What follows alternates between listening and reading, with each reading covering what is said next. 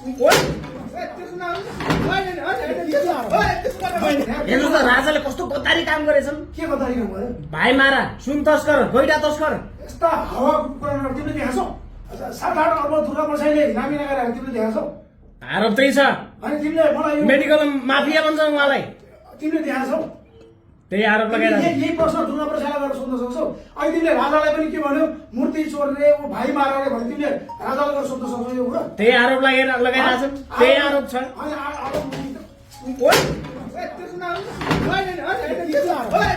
दर्शकबिन नमस्कार अनि हार्दिक स्वागत छ। आज हामी विशेष गरी पछिल्लो राजनीतिक समसामयिक विषयमा हामी कुराकानी गर्नेछौँ। कुराकानी गर्नको निम्ति यतिखेर हामीसँग हुनुहुन्छ नायक जयकिशन बस्नेत हुनुहुन्छ। अब दर्शकबिन हामी उहाँसँग कुराकानीमा जोडिन्छौँ। जयजी, यहाँलाई स्वागत छ सम्पूर्ण इन्डियामा। धन्यवाद। सबैलाई नमस्ते। सबैलाई नमस्ते। के छ, आराम हुनुहुन्छ? म एकदमै ठिक छु। कसरी दिनचर्याहरू बितेको छ यहाँको पछिल्लो समय? मेरो असारको दिनचर्या चाहिँ अलिकति स्पेसलै छ होइन। हजुर।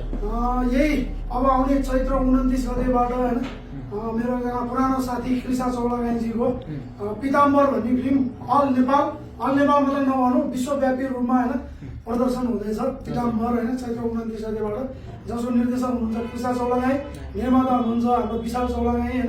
र यो पिताम्बरमा चाहिँ होइन मैले धेरै इन्टरभ्यूमा भनि पनि सकेको छु होइन।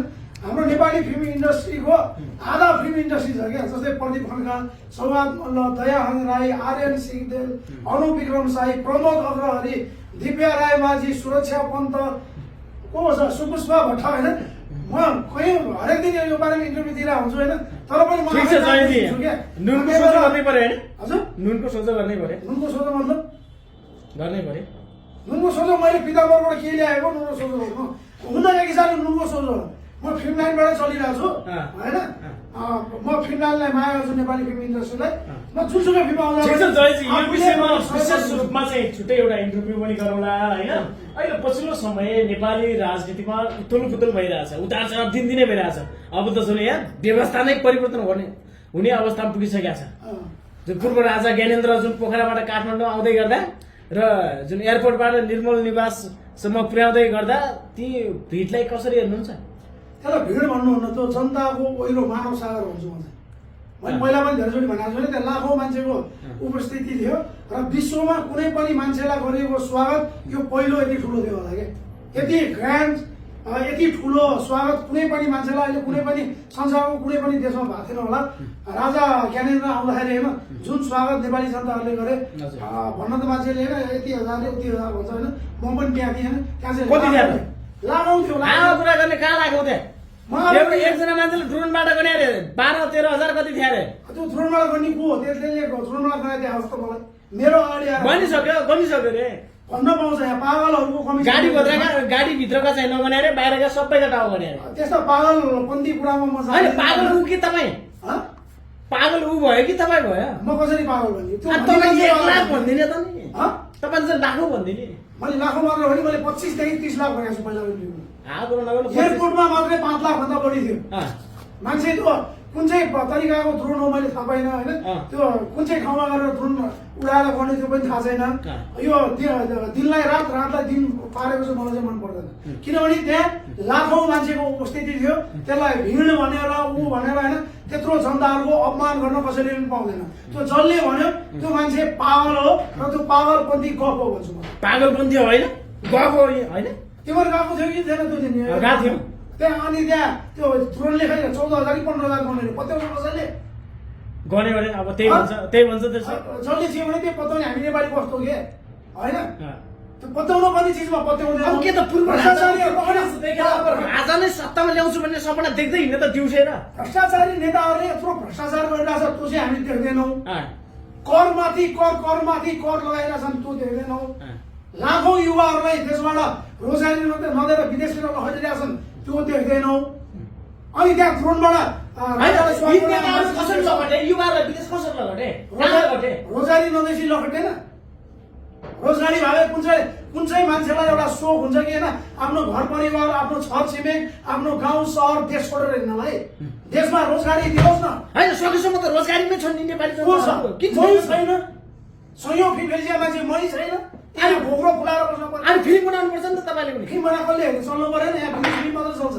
कुनै 100वटा फिल्ममा 2-4वटा फिल्म चल्ने हो। त्यही भएर त यही पिताम्बर पिताम्बर पिताम्बर भनिरहेको छु त कृष्ण चौलागाई र पिसा चौलागाईले करोडौँ लगानी गर्नुभएको छ पिताम्बरमा चैत्र 29 गते हेरिदिनुहोस् भनेर हात जोड्दैछु अनि के त अब राजा आएपछि पिताम्बर फिल्म सम्बन्धी सब कहाँ पनि हुन्छ आधार के छ कहाँ हुन्छ 25 हप्ता नेपाली फिल्म चल्छ अहिले चल्छ यो फिल्म हेर्ने मान्छे फिल्म हेर्ने मान्छे चले फिल्म चलेका छैनन् यो अहिले गएन अहिले यो सारङ्गी एउटा चलाएको थियो होइन सारङ्गी पछि जति पनि फिल्म छ नि सरस्वती हेर्दा होइन सबै फिल्म चलिरहेको छ हरेक निर्माताले दर्शकले मान्छे चाहेको छन् भन्ने कुरा त्योतिर ध्यान नदिएर नि आफू मन परी बनाएर चल्छ त आफ्नो मान्छे हलमा लाग्ने अनि भिडियो खिच्ने त्यसपछि भिडियो देखाएर अनि जनतालाई भ्रम छैन भने सरिरहेको छ त्यही भएर राम्रो फिल्म चल्नुपर्छ भन्ने मेरो मान्यता हो त्यसरी नै राजाको क्रेजमा पनि तपाईँहरूले भ्रम छर्नुभयो क्या लाखौँ मान्छे छन् भनेर गफ गर्नुभयो तपाईँले गफको कुरा होइन राजा एयरपोर्टमा आउँदाखेरि उहाँलाई स्वागत गर्ने मान्छे लामो थियो र कोही मान्छेले त्यो ड्रोनले गर्ने भन्ने मान्छे होइन मेरो अगाडि ल्याएर राख्नु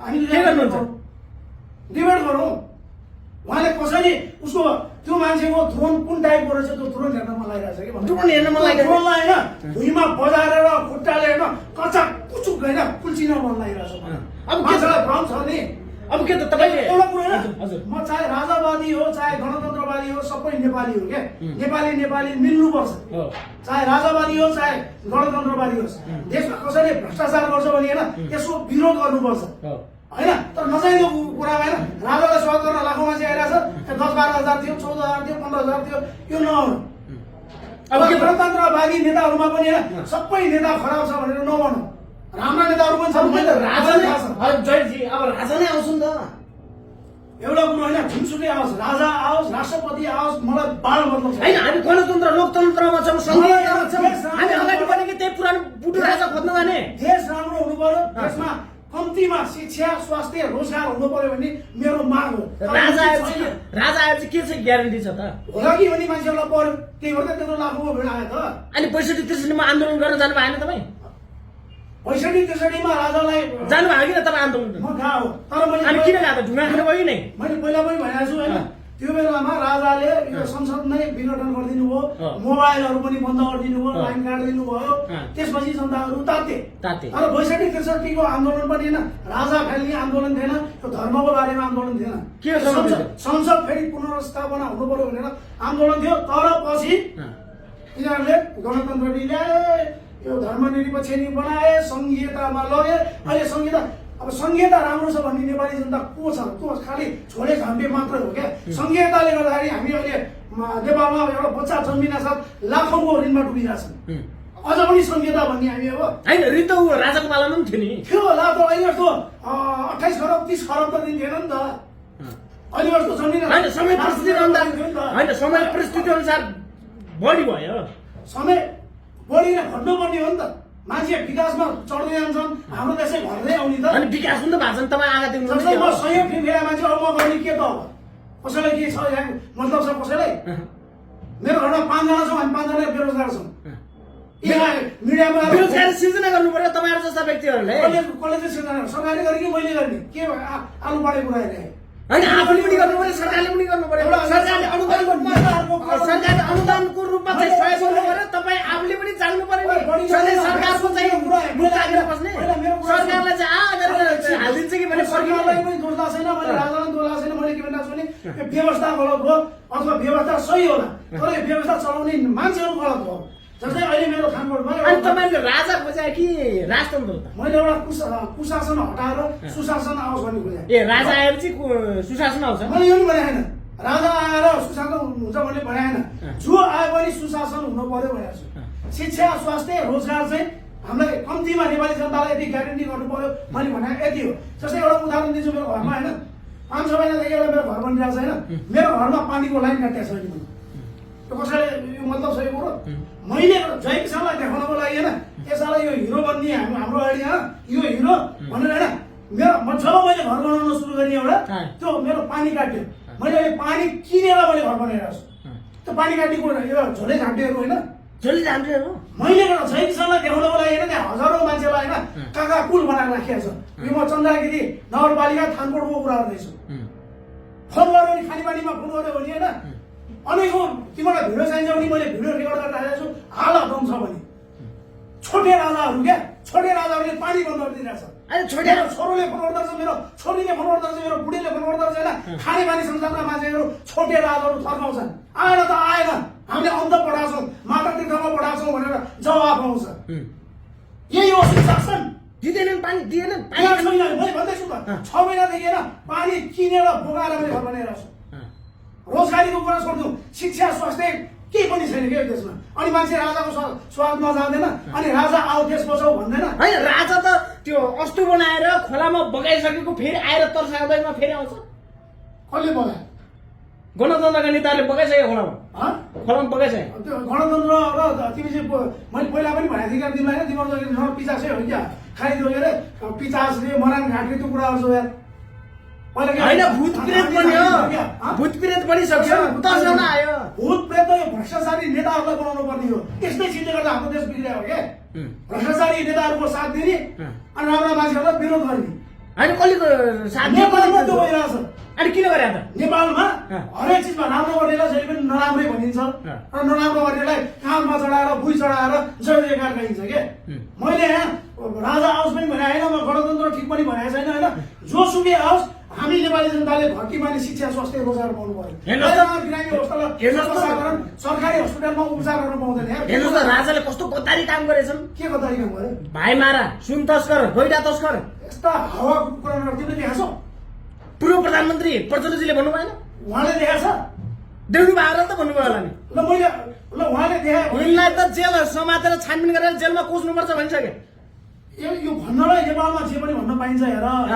म प्रचण्डजीको बारेमा के बोल्दैन, किनकि प्रचण्डजी मेरो फेभरेट नेता हो, म उहाँको फ्यान पनि हो होइन।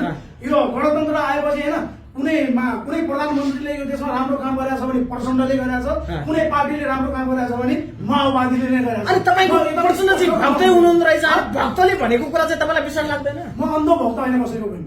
म राम्रोलाई राम्रो भन्छु, नराम्रोलाई नराम्रो भन्छु। अनि सुन तस्कर नगरेन? यो मिडियाहरूलाई म के भन्न चाहन्छु भने होइन, यो यस्ता हावादारी प्रश्न होइन, मलाई मात्रै कसैलाई पनि नसोधा। किनभने राजावादीहरू भनाउँदाहरू केही आजकल मिल्न थालिरहेछन्, तर मान्छेहरू कहाँ मिल्यो? कहाँ देख्नु भयो? कताबाट देख्नुभयो? छिनमा मिल्छन्, छिनमा त्यही त भन्दैछु यार, हावामा बोलिरहन्छ यार। राजावादीहरू एकछिन मिल्छन्, त्यसपछि बिग्रिन्छ होइन। म के भन्छु, यदि राजाले चाहियो भने कम्तीमा पहिला आफू त मिल। मैले उनीहरूलाई भन्दैछु यो कुरा। जस्तै हिजो मैले दुर्गा प्रसाद लगायत त्यहाँ राप्रपाका नेताहरू धेरै मान्छेहरू मिलेकोदेखि मलाई त्यहाँ खुसी लाग्यो। यसरी मिलेर जानुपर्छ। 1 घन्टापछि कस्तो देख्नु भएन?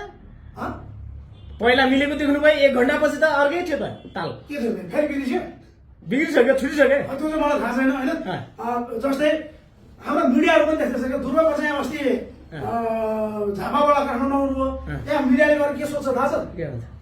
त्यो 25 गतिको जुन राजालाई स्वागत भयो नि, त्यसपछि सिधै दुर्गा प्रसाद अलिकति आवेशमा आउनुहुन्छ। म फेरि दुर्गा प्रसाद फ्यान हो है। उहाँलाई के सोध्यो? होइन, तपाईँले जनता पनि मिलेर दही चिउरे कुरा गर्ने कहाँ कसले सिकायो? अब मुखै छोडेर म भन्न मन लागेको होइन, तिमीले मलाई सुरुदेखि मलाई रिस उठाइरहेको छौ होइन। यहाँ के झट्टी खालो बेकार अलि सम्हालेर बस होइन। छातीहरू ढाडमा अलिकति पिरिङ कसरी हुन्छ होइन, तिमीले मलाई अलिकति पारा तताउँदैछौ।